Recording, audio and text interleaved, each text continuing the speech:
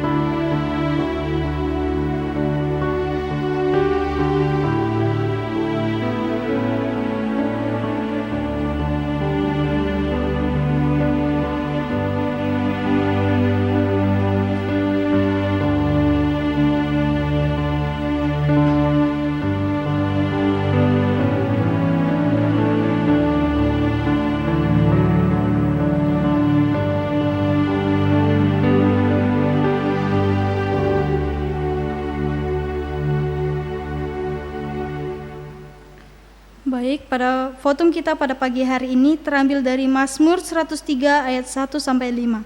Pujilah Tuhan, hai jiwaku, pujilah namanya yang kudus, hai segenap batinku. Pujilah Tuhan, hai jiwaku, dan janganlah lupakan segala kebaikannya.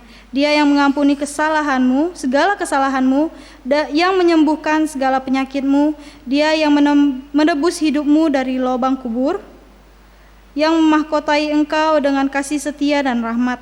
Dia yang memuaskan hasratmu dengan kebaikan, sehingga masa mudamu menjadi baru seperti pada burung Raja Wali.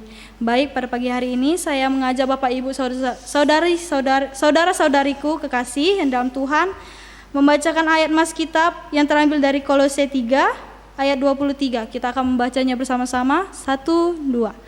Apapun juga yang kamu perbuatlah dengan segenap hatimu, seperti untuk Tuhan dan bukan untuk manusia. Baik, biarlah setiap kebenaran firman Tuhan ini, setiap ayat-ayat firman Tuhan yang kita baca dapat bertumbuh dalam hati kita. Dan seperti pujian yang akan kita naikkan, hidup kita ini adalah sebuah anugerah, sebuah kesempatan yang diberikan oleh Tuhan. Jadi biarkanlah hidup kita ini sungguh dapat memuliakan nama Tuhan. Kita mengangkat lagu pujian, hidup ini adalah kesempatan.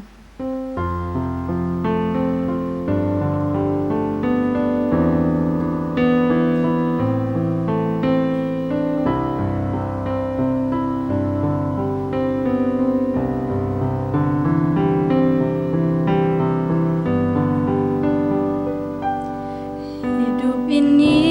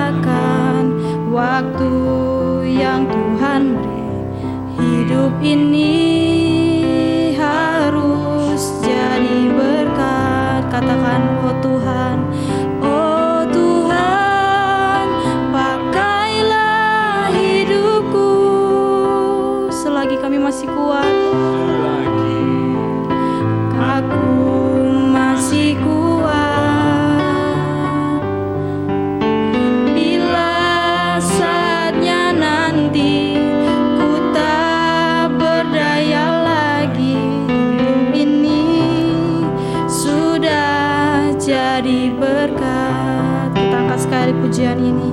Hidup ini adalah kesempatan.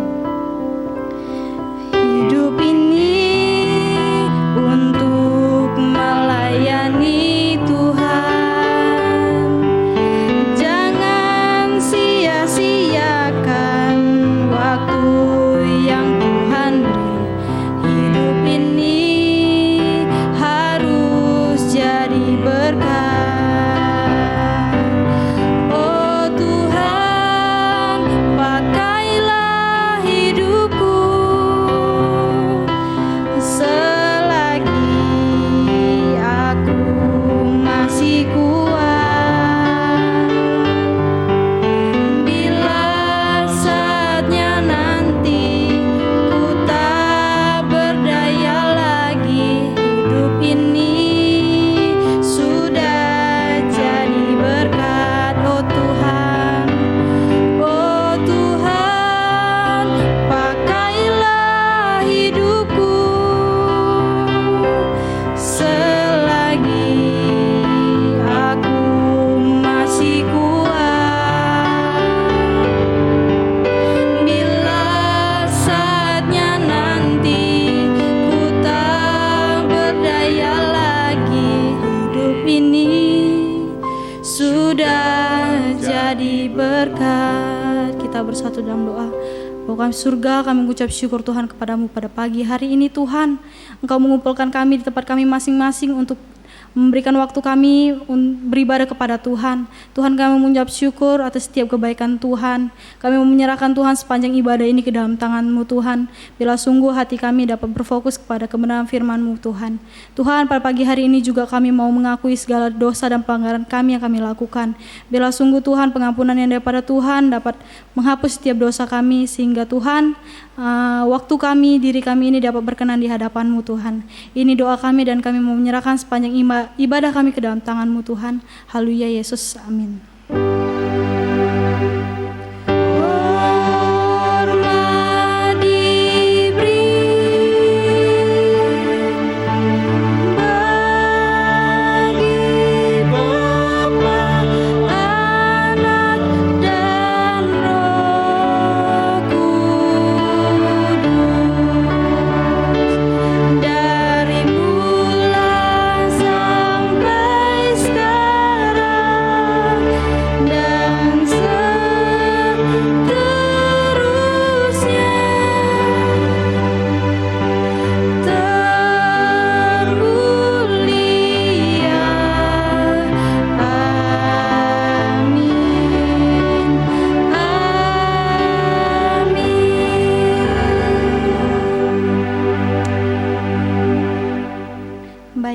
Kita sebentar lagi akan mendengarkan kebenaran firman Tuhan yang disampaikan oleh Guru Injil Grace dengan tema Pelayan yang Melayani. Namun sebelum itu kita akan mengangkat satu pujian KPPK nomor 350, Pakai Hidupku Ini.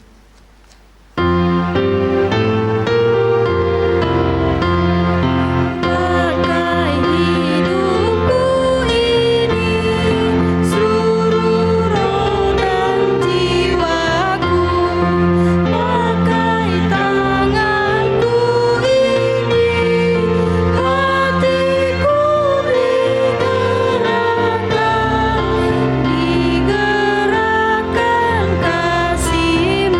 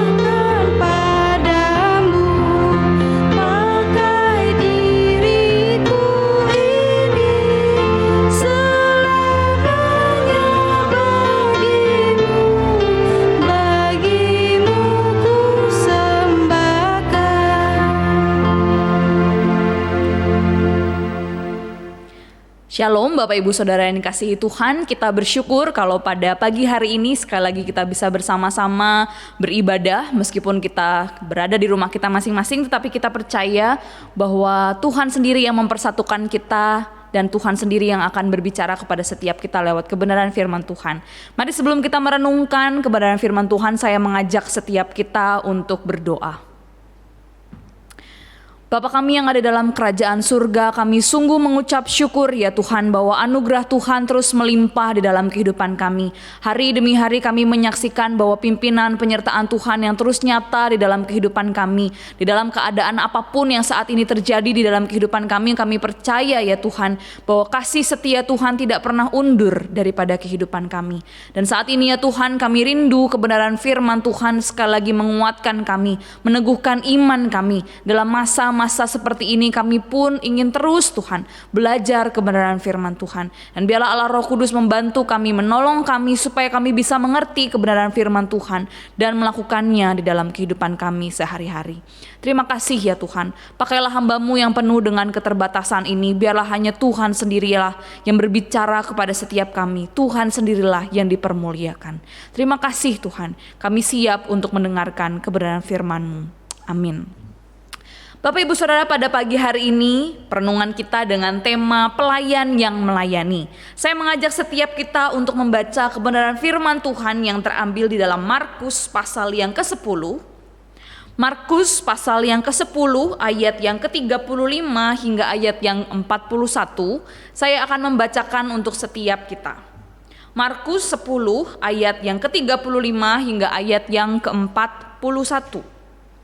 Permintaan Yakobus dan Yohanes, bukan memerintah melainkan melayani. Lalu Yakobus dan Yohanes anak-anak Zebedeus mendekati Yesus dan berkata kepadanya, "Guru, kami harap supaya Engkau kiranya mengabulkan suatu permintaan kami."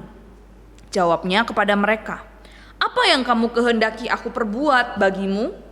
Lalu kata mereka, "Perkenankanlah kami duduk dalam kemuliaan-Mu kelak, yang seorang lagi di sebelah kananmu dan yang seorang di sebelah kirimu."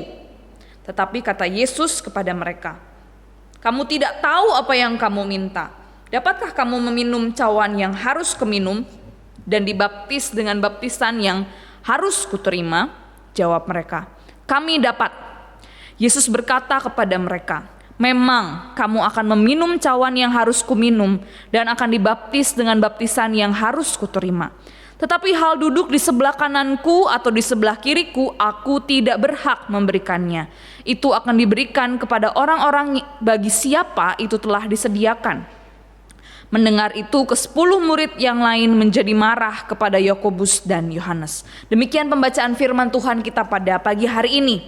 Bapak Ibu Saudara, kalau kita tahu, kita sering menonton sebuah film ya, atau sinetron atau drama-drama begitu ya.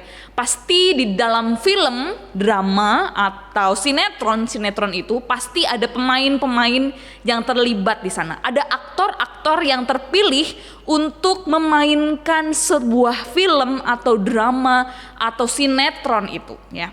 Biasanya ada 2 kategori pemain ya.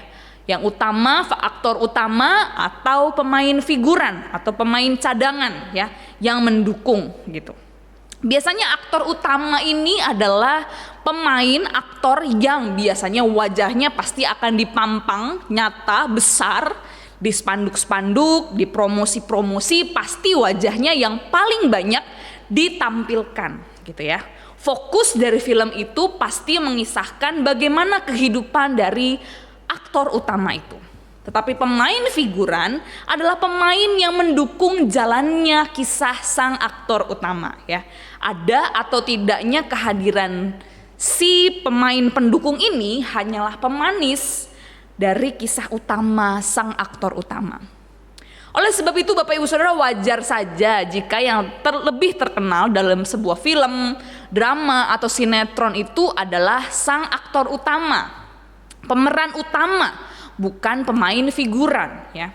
Tujuan pemain figuran adalah untuk memaksimalkan peran sang aktor utama agar kisahnya lebih jelas dan nyata disaksikan oleh para penonton. Ya. Pemain figuran tidak mungkin seenaknya saja begitu. Aku mau tiba-tiba menjadi aktor, aku mau mengubah skenario, semuanya itu untuk aku lebih kelihatan begitu ya. Tidak mungkin ia berambisi untuk mengganti jalan cerita agar dirinya lebih terkenal daripada aktor utama. Kalau hal itu terjadi ketika ambisi dari pemain figuran itu terlebih terkenal, pasti jalan cerita dari sebuah film atau drama itu akan berbeda, akan berbelok atau bahkan rusak.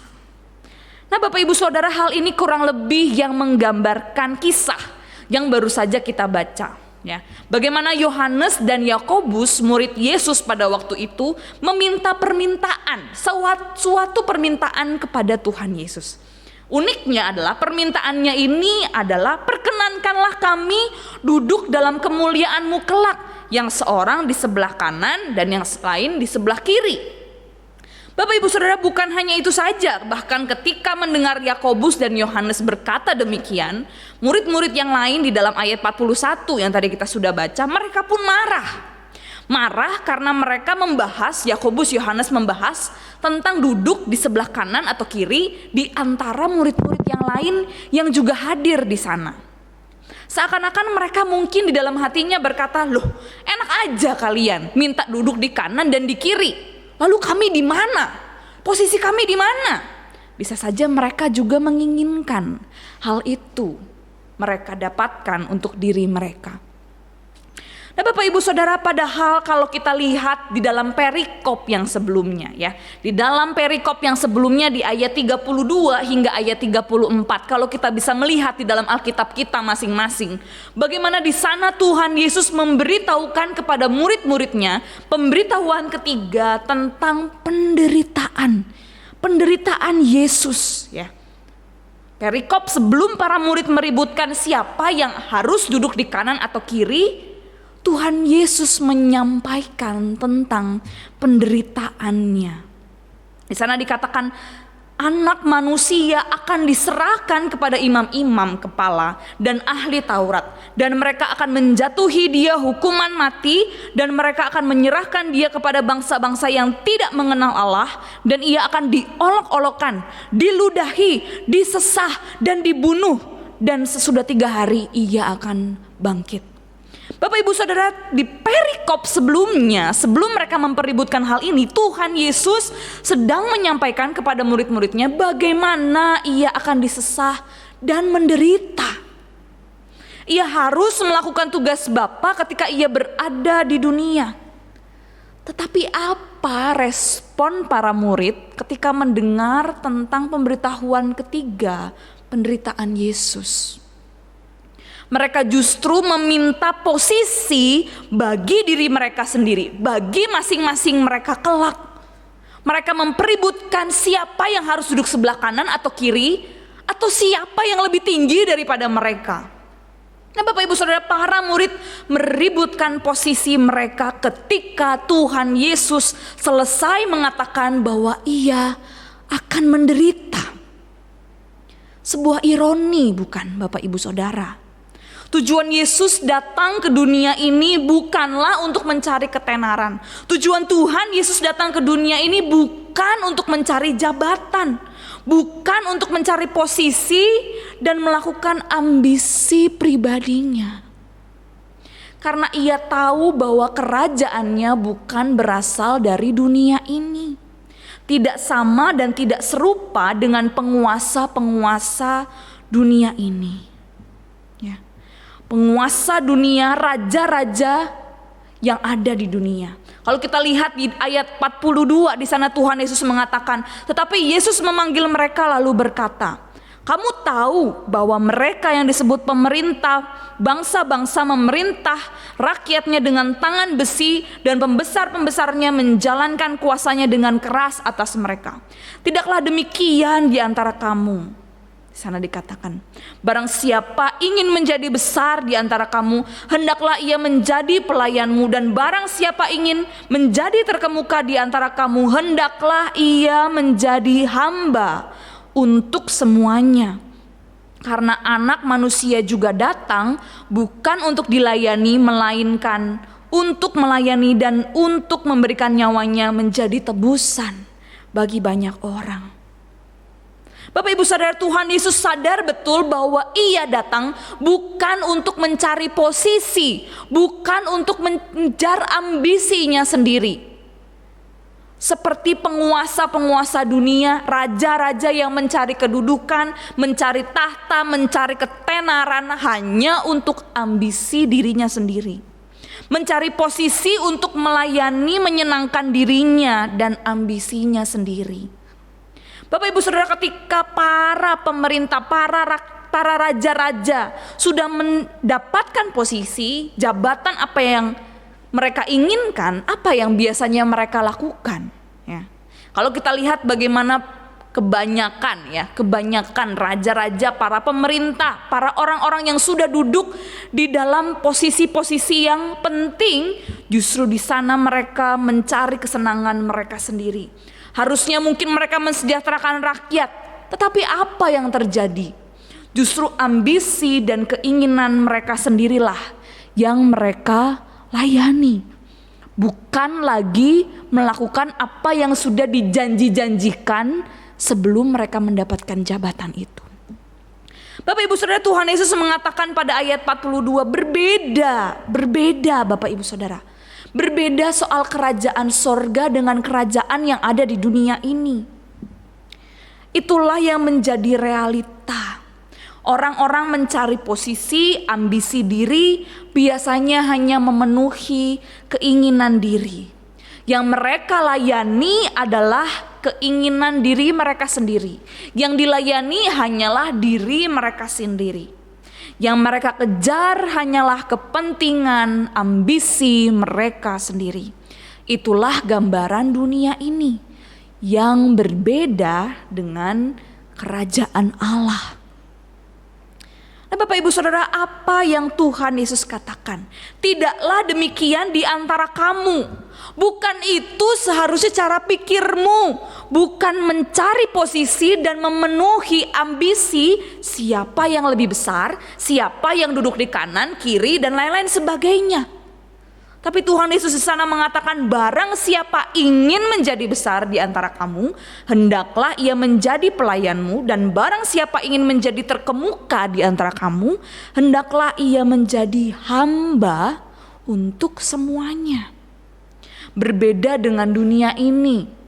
Kalau kamu ingin terkenal, kaya, dan dihormati, kamu harus jadi yang nomor satu. Bahkan kamu harus menghalalkan semua cara, segala cara untuk kamu menjadi yang nomor satu. Bahkan korupsi, kolusi, nepotisme pun tidak masalah.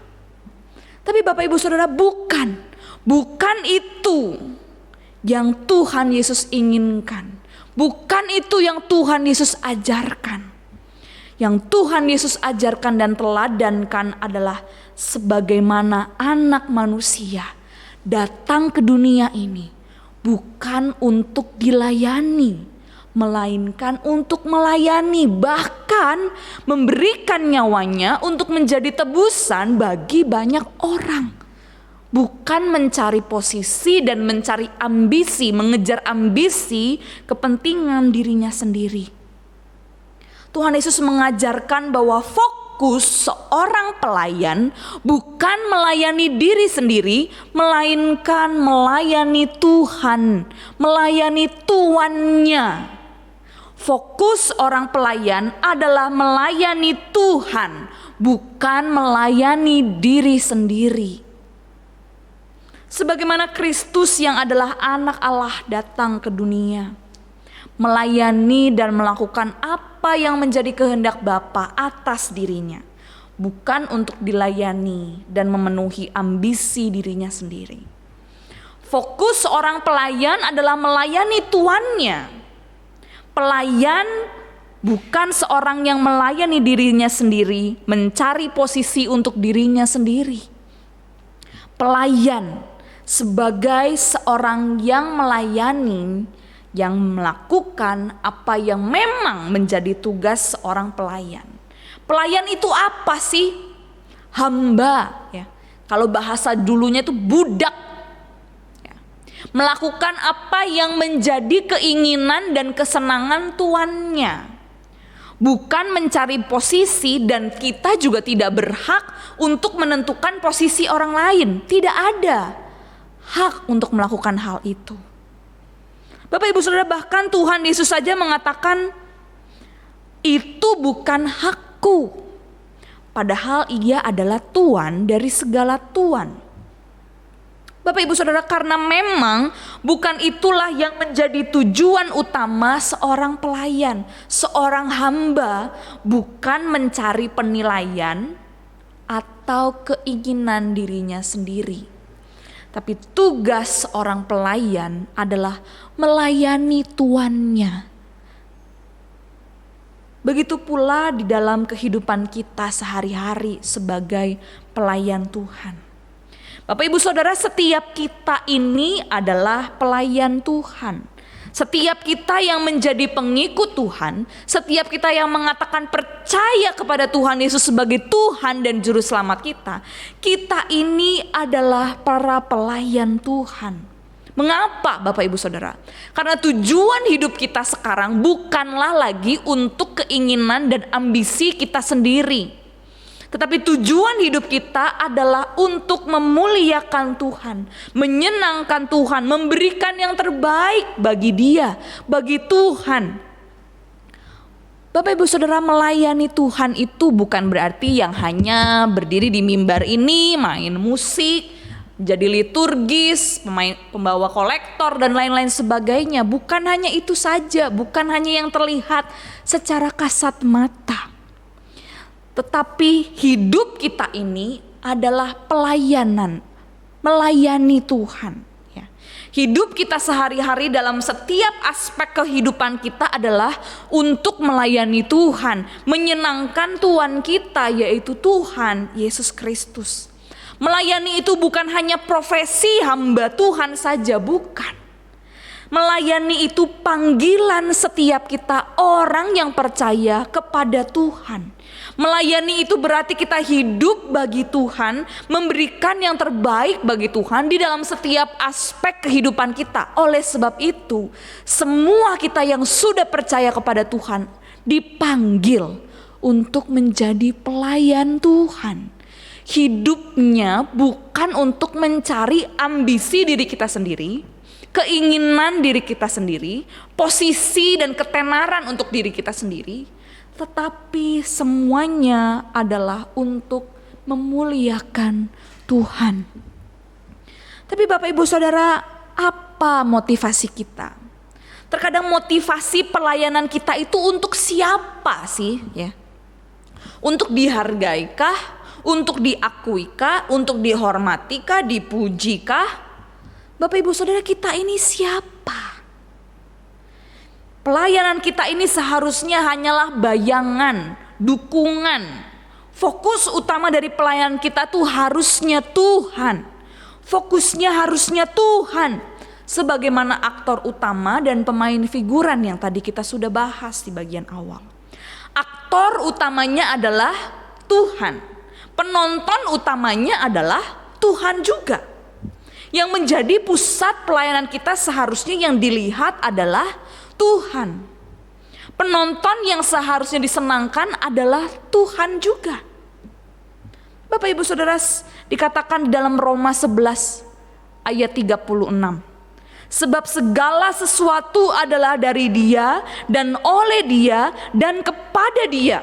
Bagi Dialah kemuliaan sampai selama-lamanya. Ada kata slogan ya, Soli Deo Gloria. Setiap kali pelayanan biasanya beberapa orang mengatakan hal ini. Soli Deo Gloria, segala kemuliaan hanya bagi Tuhan. Itulah yang seharusnya menjadi motivasi kita di dalam melayani sebagai pelayan-pelayan Tuhan. Mencari posisi yang layak di kanan atau di kiri atau dimanapun itu bukanlah tugas kita. Tugas kita sebagai pelayan adalah menjadi hamba yang menyenangkan tuannya, yaitu Tuhan Yesus. Sudah seharusnya kita berkata seperti yang tertulis di dalam Lukas 17 ayat yang ke-10. Di sana dikatakan, demikian jugalah kamu, apabila kamu telah melakukan segala sesuatu yang ditugaskan kepadamu, hendaklah kamu berkata, kami adalah hamba-hamba yang tidak berguna. Kami hanya melakukan apa yang kami harus lakukan. Kami hanyalah hamba yang tidak berguna. Kami hanya melakukan apa yang kami harus lakukan. Yang dilakukan sebagai hamba adalah yang melakukan tugasnya, yaitu melayani. Nah, Bapak Ibu Saudara, semisal kalau kita berkunjung, ya sekarang belum boleh berkunjung ke rumah orang lain, tetapi misalnya ada tamu yang berkunjung ke rumah kita, ya, lalu misalnya rumahnya bagus, ya, lalu kemudian rapi, bersih, mengkilat begitu, ya, minumannya enak, makanannya enak, pasti yang dipuji siapanya, Bapak Ibu Saudara? Tentu yang dipuji adalah tuan rumah itu, ya. Padahal yang bersih-bersih bisa jadi pembantunya, bisa jadi pelayannya. Tapi tidak mungkin tamu yang datang itu, oh ya ampun rumahnya bagus, rumahnya bersih, mengkilat, makanannya enak, ini semua karena si pelayan itu yang dipuji. Tidak, bukan? Pasti yang dipuji adalah tuan rumah itu. Ya. Begitu pula kalau misalnya kita pergi ke restoran misalnya, ya. Kita pergi ke restoran dengan makanan yang enak, pelayanannya bagus. Yang kita nilai dari restoran itu adalah makanan yang enak, bersih itu. Pasti yang kita puji adalah tuannya yang memiliki restoran itu, yang bisa mengkoordinir, mengatur semua dengan baik. Nama restoran itulah yang terkenal, bukan pelayan yang ada di bagian belakang, bukan si juru masak yang kita pun gak tahu siapa mereka itu, bukan para pelayan, para waiters yang melayani yang kita puji, bukan.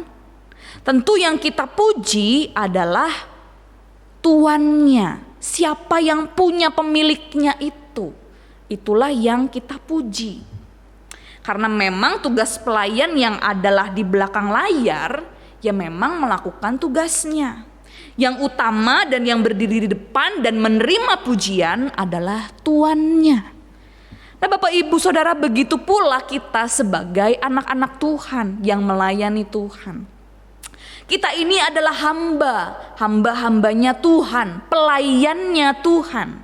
Yang menjadi center, pusat, fokus di dalam pelayanan kita adalah Tuhan. Bukan kita, bukan saya. Oleh sebab itu Bapak Ibu Saudara, kita perlu berhati-hati. Kalau seorang hamba sudah merasa dirinya berguna, seorang hamba merasa dirinya penting, merasa dirinya layak menerima pujian, kalau dirinya tidak ada di sana bisa jadi tidak bagus pelayanannya. Bukan. Berhati-hatilah kita. Karena berarti hamba itu sudah mengambil bagian yang bukan seharusnya. Merasa penting, merasa berguna, merasa layak, dan kemudian mencari posisi yang layak bagi dirinya sendiri. Bukan Tuhan yang menjadi fokus pelayanannya. Fokusnya mencari posisi yang layak, pujian yang layak. Fokusnya tidak lagi memuliakan Sang Tuan yang empunya ladang pelayanan itu. Bapak Ibu Saudara, ada sebuah pujian sekolah minggu yang mengingatkan saya ketika saya mempersiapkan firman Tuhan ini, gitu ya. Ada lagu yang mengatakan, dia harus makin bertambah, ku harus makin berkurang. Nama Yesus Raja disembah, ku di tempat paling belakang.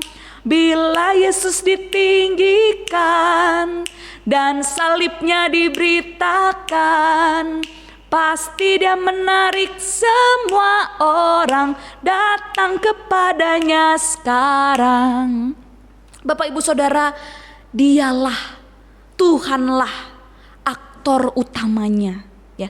Dialah yang harus makin bertambah, dialah yang harus semakin terkenal, Dialah yang harusnya semakin dikenal oleh orang-orang yang belum percaya kepada Tuhan. Siapa kita? Kita yang seharusnya makin di tempat yang belakang. Bukan kita yang seharusnya mendapat posisi yang terkenal, posisi yang layak. Tetapi justru ketika kita melayani Tuhan, kita punya motivasi yang tepat untuk meninggikan, memuliakan nama Tuhan. Sehingga orang-orang datang kepada Sang Tuan, yaitu Tuhan Yesus Kristus. Dialah yang harus semakin tinggi. Dialah Tuhan, dialah Tuan di atas segala Tuan di dunia ini. Yang layak menerima pujian, segala hormat dan kemuliaan.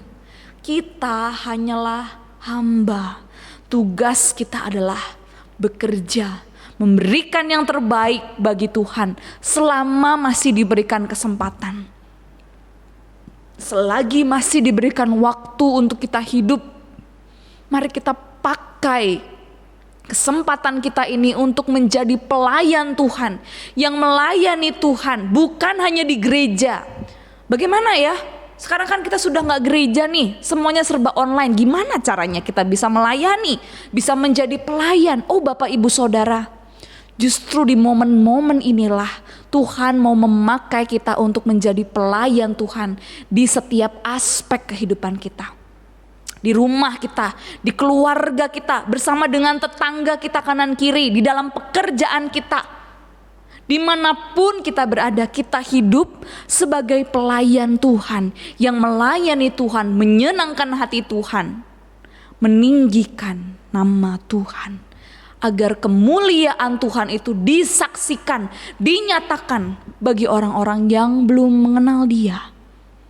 Maukah engkau menjawab panggilannya, menjaga terus motivasi hati kita sebagai pelayan-pelayan Tuhan, untuk hanya menyenangkan Tuhan, hanya memuliakan Dia, Tuhan di atas segala Tuhan, Tuhan Yesus Kristus. Mari Bapak Ibu Saudara, kita menjawab panggilan Tuhan itu untuk melayani Dia, menjadi pelayannya, dan tetap menjaga motivasi pelayanan hati kita agar terus dimurnikan oleh Tuhan, dan agar pelayanan-pelayanan kita semakin berkenan di hati Tuhan.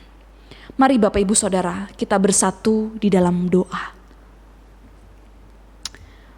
Bapa kami yang ada dalam kerajaan surga, kami bersyukur kalau pada pagi hari ini Tuhan sekali lagi menyapa setiap kami. Kami sekali lagi diingatkan bahwa hidup kami punya tujuan, punya panggilan untuk melayani Tuhan, memuliakan nama Tuhan, bukan hanya mengejar ambisi kami, keinginan dan agenda diri kami sendiri. Tetapi kami rindu ya Tuhan, hidup kami ini kami persembahkan untuk melayani Tuhan. Sebagaimana Tuhan terlebih dahulu sudah melayani setiap kami mati di atas kayu salib. Sebagaimana Tuhan sudah terlebih dahulu memberikan kami teladan untuk melayani bukan untuk dilayani. Tolong kami ya Tuhan, untuk kami melakukan kebenaran firman Tuhan ini di dalam setiap aspek kehidupan kami. Apapun yang menjadi profesi kami saat ini, kami rindu menyenangkan Tuhan, memuliakan Tuhan, melayani Tuhan dalam setiap kehidupan kami sehari-hari. Agar orang-orang yang belum mengenal Tuhan, agar orang-orang di sekitar kami menyaksikan kemuliaan Tuhan di dalam kehidupan kami. Kiranya Tuhan sendiri yang menolong setiap kami ya Tuhan. Di dalam momen-momen ini, masa-masa sulit ini, kiranya Tuhan yang terus kuatkan hati kami, kuatkan iman kami, supaya kami terus bisa menjadi saksi Tuhan di dalam masa-masa yang sulit ini. Bukan karena kuat gagah kami, bukan karena kemampuan kami, tapi karena Tuhan yang terus menolong kami menjadi kekuatan buat setiap kami. Karena kami percaya ya Tuhan, Tuhan adalah pemilik hidup kami. Tuhanlah yang memegang kendali atas hidup kami. Ajar kami untuk bisa tetap melayani orang lain, menjadi berkat bagi orang lain di sekitar kami di dalam masa-masa sulit ini. Karena Tuhan sendiri yang memberkati kami di dalam pekerjaan-pekerjaan kami. Mungkin ada begitu banyak hal yang saat ini membuat pekerjaan kami nampaknya semakin hari semakin sulit. Stabilitas ekonomi yang semakin lama semakin menurun. Tetapi kami percaya ya Tuhan bahwa di dalam Tuhan kami menerima kecukupan, kami menerima kekuatan, dan kami percaya Tuhan tidak pernah tinggalkan kami, membiarkan kami. Kami percaya ya Tuhan, kiranya Tuhan sendiri berikan kami hikmat di dalam pekerjaan kami, supaya kami pun juga bisa menjadi berkat, menjadi teladan bagi orang-orang di sekitar kami yang belum percaya kepada Tuhan. Kami menyerahkan juga keluarga kami ya Tuhan. Tuhan sendiri yang menolong setiap anak-anak kami, orang tua kami, keluarga besar kami yang bahkan belum percaya kepada Tuhan. Kami rindu biar Tuhan sendiri yang menolong, memberikan mereka kesehatan, kekuatan, mencukupkan setiap kebutuhan keluarga demi keluarga di dalam masa-masa sulit ini.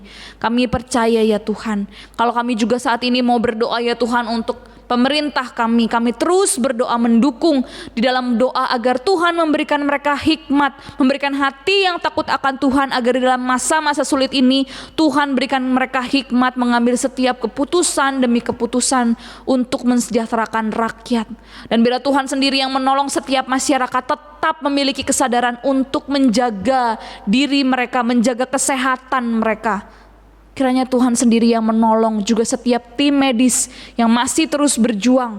Kiranya Tuhan sendiri yang menolong vaksin yang terus dicari, diteliti. Kiranya Tuhan sendiri yang menolong agar cepat ditemukan. Kami berdoa juga ya Tuhan, menyerahkan untuk setiap pasien yang sampai hari ini masih harus berjuang. Kiranya Tuhan sendiri yang menolong mereka, memberikan mereka kesehatan, kekuatan. Kami menyerahkan ya Tuhan untuk setiap pergumulan kami pribadi lepas pribadi. Kami percaya Engkau adalah Allah yang tahu bagaimana cara menolong setiap kami. Kami percaya Tuhan di dalam masa-masa sulit ini justru Tuhan ingin kami melangkah di dalam iman, mempercayakan hidup kami kepada Tuhan, dan tetap menjadi berkat bagi orang-orang di sekitar kami. Terima kasih Tuhan, kami menyerahkan seluruh hidup kami ke dalam tangan-Mu. Di dalam nama Tuhan Yesus kami berdoa. Amin. Baik, kita bersyukur atas kebenaran firman Tuhan yang telah disampaikan. Bila sungguh kebenaran firman Tuhan dapat mengubah setiap hati kita, pemikiran kita di hari yang ke depan. Terima kasih. Namun sebelum itu kita akan mempersembahkan persembahan yang terbaik kepada Tuhan. Persembahan dapat dikumpulkan keluarga masing-masing di dalam amplop dan diberikan tanggal per minggu atau melalui transfer ke rekening di bawah ini yang sudah diinfokan. Baik, kita akan menyanyikan lagu pujian Pekerja Kristus yang Mulia.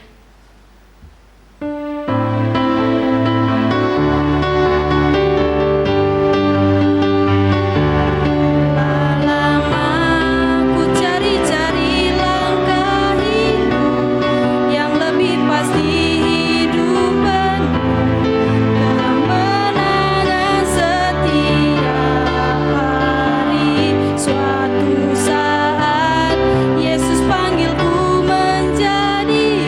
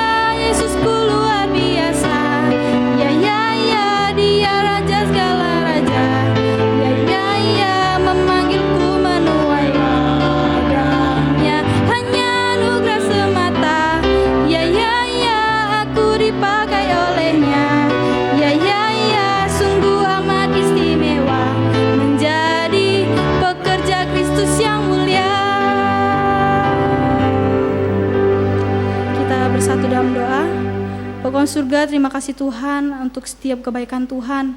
Pada pagi hari ini kami telah memberikan persembahan yang kami tahu berasalnya daripada Engkau Tuhan. Bila sungguh persembahan ini dapat dipergunakan dengan baik di gereja kami untuk pelayanan Tuhan. Terima kasih Tuhan, kami juga menyerahkan setiap orang-orang yang telah memberi persembahan, bila Tuhan terus yang memberkati. Kami menyerahkan semuanya ke dalam tangan Tuhan. Haleluya Yesus, amin.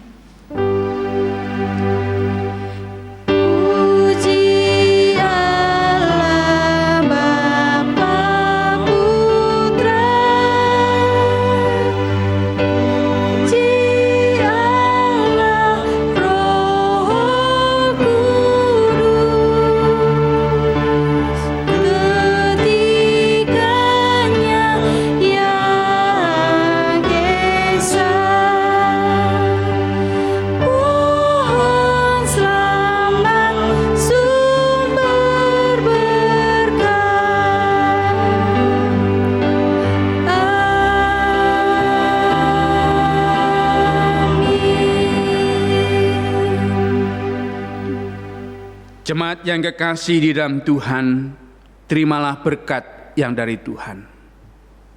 Biarlah turun ke atas kamu sekalian berkat dari Allah Bapa, penyertaan dari Allah Anak, penghiburan dan kekuatan dari Allah Roh Kudus, yang senantiasa menyertaimu dari hari ini hingga Tuhan Yesus datang kembali. Amin.